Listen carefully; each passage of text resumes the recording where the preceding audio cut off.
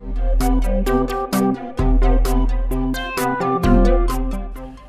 there and welcome to Tim's Board Game Review, Episode 8.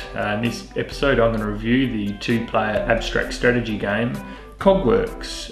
Cogworks is a pretty quick game and a game only goes for about 10 or 20 minutes.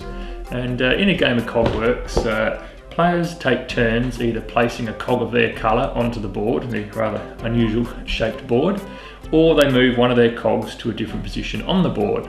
And they have one of two objectives.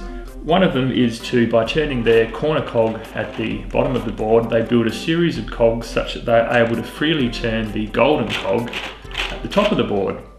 The other objective is to place a cog onto the board such that at the end of their opponent's shot they are unable to freely turn their corner cog. Now you've pretty much seen everything you get inside the box, but I'll quickly show you in a bit more detail what comes with the game. The triangular sized playing board with a whole series of little knobs to place the cogs onto. You get 15 red and 15 blue cogs, one golden cog, and the colour rule booklet. A game starts by placing the golden cog at one corner of the board and a blue and red cog at the opposite bottom corners of the board.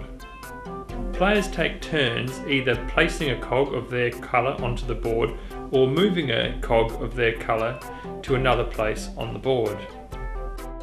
You can win a game of Cogworks in one of two ways. The first way is that after the end of your turn you are able to freely turn the golden cog at the top of the board by turning your starting cog.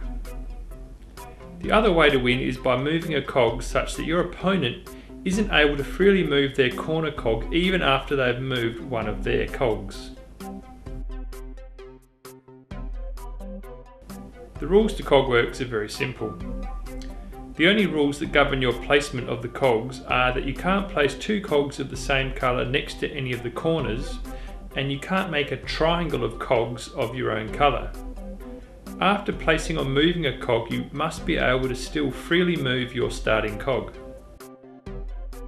That's pretty much all there is to it, and so here's an example of a quick game.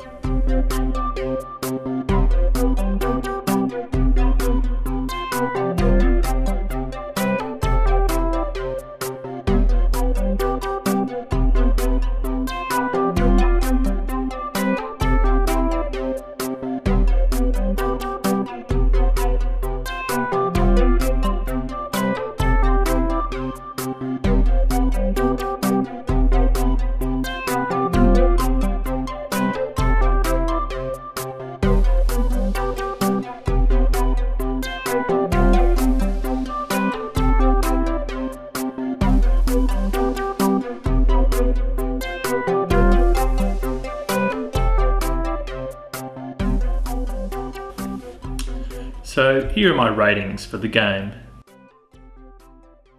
The game is made from very good quality components. Luck is very low. There is basically no luck in this game.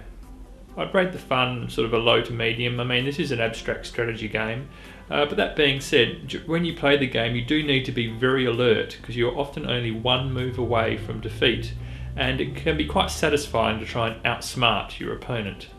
Complexity is I rate the complexity low. This is a very simple game with only a few rules to it.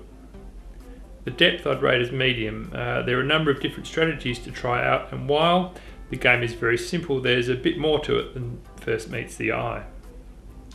Replayability would be medium. There's quite a few different strategies to try out, and so the depth of the game gives you an opportunity to play this game, with each game being quite different to the last one.